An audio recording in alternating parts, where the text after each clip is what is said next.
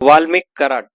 ते वाल्मिक कराड, जे वाल्मिक कराड संतोष अण्णा देशमुख यांच्या खून प्रकरणामध्ये कुठेतरी आरोपी आहेत. त्यांना आरोपी मानलं जातंय आणि वेगवेगळे आरोप त्यांच्यावर केले गेलेले आहेत आणि एका वर्षापासून ते तुरुंगात आहेत. मात्र वाल्मिक कराड यांना जामीन मिळणार, वाल्मिक कराड यांची जामीन मंजूर होणार आहे, अशा प्रकारची माहिती किंवा अशा प्रकारची एक ऑडिओ क्लिप व्हायरल झाली होती. पण वाल्मिक कराड खरंच बाहेर येऊ शकतात का? वाल्मिक कराड संतोष देशमुख हत्या प्रकरणामध्ये निष्पन्न आहेत का? त्यांनी काहीच केलेलं नाही का? निर्दोष आहेत का?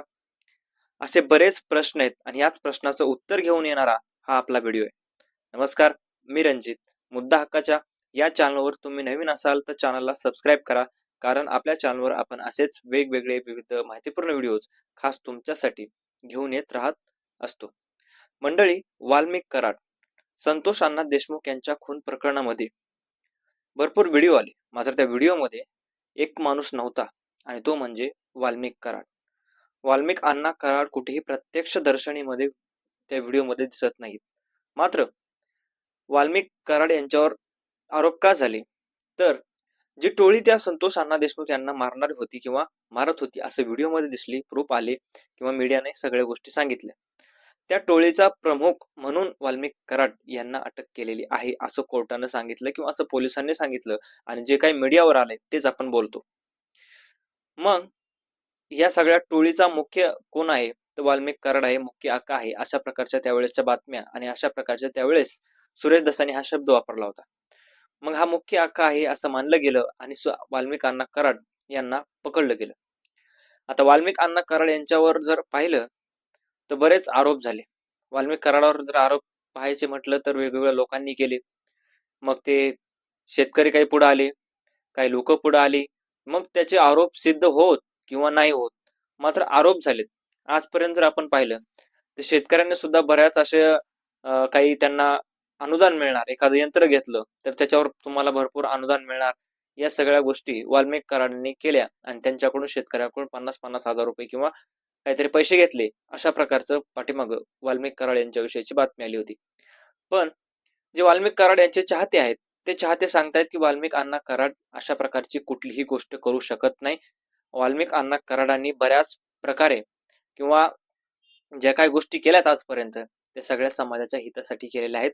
आमची घरं सुधारलेली आहेत. आम्ही ज्या ज्या मोठमोठ्या आज म्हणतो त्या मोठमोठ्या सुद्धा गोष्टी वाल्मिक कराड यांनी आमच्या आयुष्यामध्ये या सगळ्या गोष्टी आणलेल्या आहेत आणि वाल्मिक अण्णा कराड यांनी कुठलीही गोष्ट केलेली नाही, अशा प्रकारचे त्यांचे चाहते म्हणतात.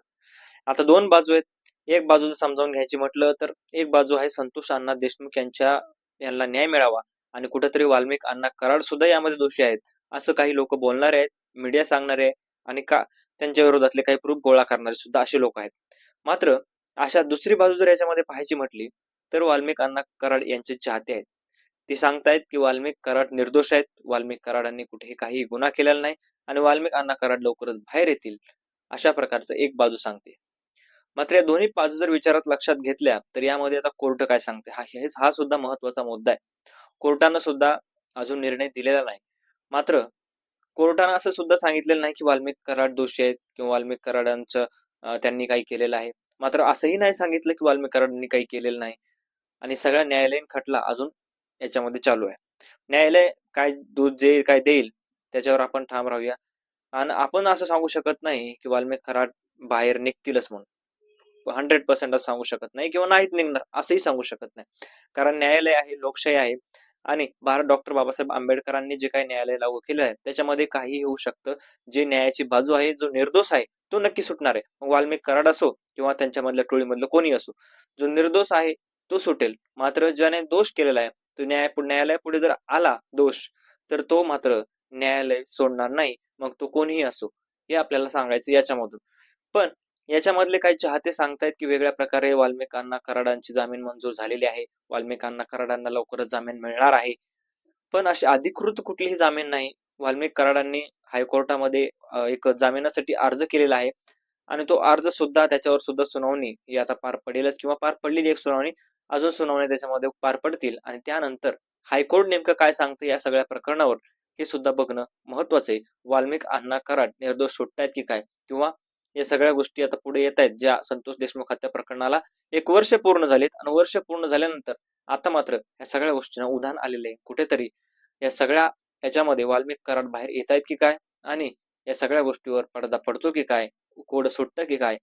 हे सगळ्यांना प्रश्न पडलेला आहे. मित्रांनो, तुम्हाला काय वाटतंय? कमेंटमध्ये नक्की कळवा. भेटूयात नवीन व्हिडिओमध्ये. तोपर्यंत धन्यवाद.